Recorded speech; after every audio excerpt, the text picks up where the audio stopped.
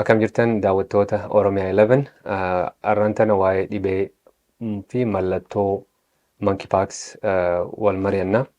Mallattoon dhukkuba monkeypox maal fakkaatoo jennu ta duraatiif guyyoota haga tokkoof yoo vaayirasichi kun kan nama qabu ta'e guyyaa tokko ilaa 4 dura raash yookiin jijjiirama kalloo irratti argisiisa. Kun immoo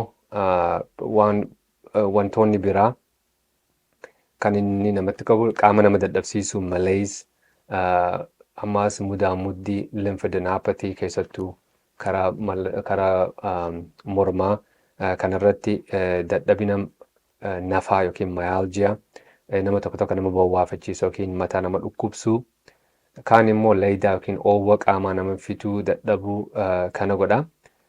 Mallattoon guddaan maaliif wanni maanta armaa olitti inni kun vaayirasoota biraatiinis wal fakkaata. Kan monkeypox kana xiqqoo adda godhu raash yookiin waan kalloorra mul'atu kana. Kunis maali?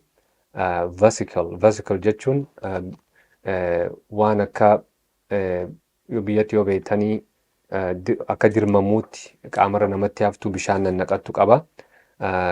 Inni kuni isteejii 4 qaba. Isteejiin 4 waggaa duraa baxxataadha kalloo irratti, boodarra immoo ol guddachaati deema. Maayyii irratti deebi'eeti malaa naqata yookiin pustular jedhaniini. Achi booda gaafa dhukkubni kun namarraa galuuf deemutti madaan suni kara qonyonyaatti jijjiiramti jechuudha. Eega sadarkaa 4 kana keessa dabre booda namallee nama lallaalachuu mala kalloon kuni namallee nyaachuu mala.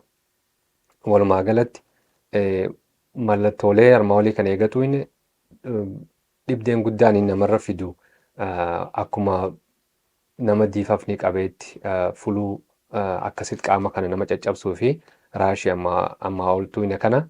Tokko immoo namoota haga tokko irratti practitis jedhanii marrimaan guddaa miidhuu danda'a. Hogguu isaanii namni dhiigallee gattaa'uu danda'a waan ta'eef sanis beekuun gaariidha. Mallattooleen biraa vaayirasicha kanaa wajjin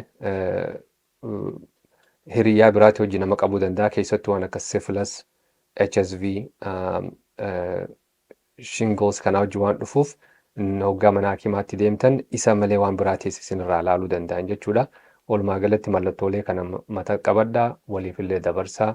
Maaliif dhukkubni kun waan amma addunyaa keessa jiruuf jecha qalbiitti qabanii ilaaluun hedduu barbaachisaadha.